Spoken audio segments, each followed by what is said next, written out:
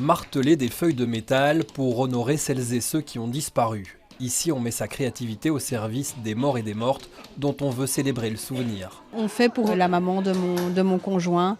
Donc voilà, comme ça, elle sait qu'on a une pensée pour elle. Je suis en train de faire pour le chien de ma grand-mère. Je vais mettre de la couleur avec un peu de peinture comme ça et ça va faire comme ça. Des offrandes qui prennent cette forme spécifique pour laisser passer la lumière à travers le visage des défunts.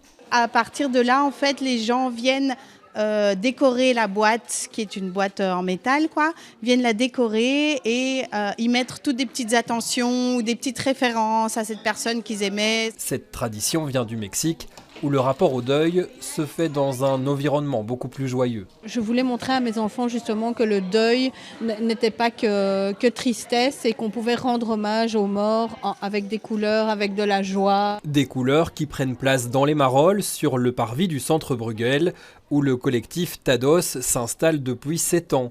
Ce qui était à la base un petit événement de quartier attire de plus en plus de monde. Les gens, en fait, je pense à Bruxelles, ont besoin de trouver un endroit où pouvoir prendre un temps pour honorer ces morts, parce que souvent les cimetières sont loin, les gens viennent d'ailleurs et voilà, en fait, ils n'ont pas un espace dans la ville pour ça, il n'y a plus d'espace pour ça. Les offrandes s'accumulent sur ce grand autel où Ethan accroche ce qu'il a fait pour son oncle parti quand il était petit. Pour se rappeler de lui. J'étais tout petit, j'étais pas vraiment triste, mais maintenant je comprends pourquoi.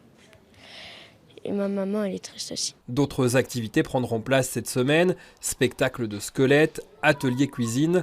L'important pour Tados, c'est d'hybrider les pratiques liées à la mort. Il va y avoir par exemple vendredi un petit pain marocain fait dans un four traditionnel et qu'ils font au moment des funérailles.